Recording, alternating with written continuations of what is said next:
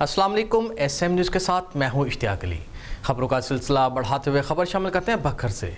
मुल्क भर की तरह दरिया खां में भी 9 मुहर्रम अल हराम नहायत अकीदत व एहतराम से मनाया जा रहा है और इस वक्त शहर खामोशा में शहरी अपने प्यारों की कब्रों पर मौजूद हैं। जी बिल्कुल, मैं इस वक्त मौजूद हूँ दरिया खान के कदीमी कब्रिस्तान के अंदर।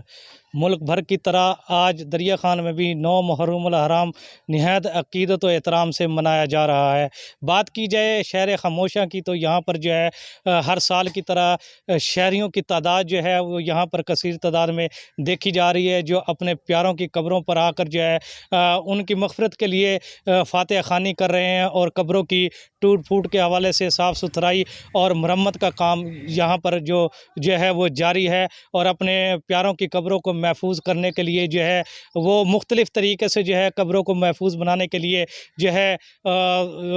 पक्की कब्रें भी बनाई जा रही हैं और साथ साथ जो मिट्टी से बनी कब्रें हैं जो उनकी जो है मिट्टी के साथ लिपाई का अमल भी जारी है, ताकि बारिशां आने से और दीगर जो मामलात होते हैं उनसे इनके प्यारों की कब्रें जो हैं वो महफूज हो सकें, ताकि जो है वो किसी भी कब्र को जो है वो किसी भी तरीके से नुकसान न पहुँचे। और इस वक्त जो है मुल्क भर की तरह दरिया खान में भी अगर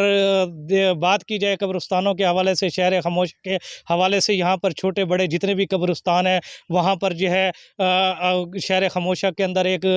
रौनक जैसा समय है, क्योंकि शहर खामोशा के अंदर इस वक्त जो है अपने प्यारों की कब्रों पर आए हुए जो है फैमिलीज़ जो है वो अपनी फ़ातिहा ख़वानी भी कर रही हैं और साथ साथ कब्रों की जो है हिफाजत के हवाले से मुख्तलिफ़ तरीके से उनकी मरम्मत का सिलसिला भी जारी रखे हुए हैं। जी।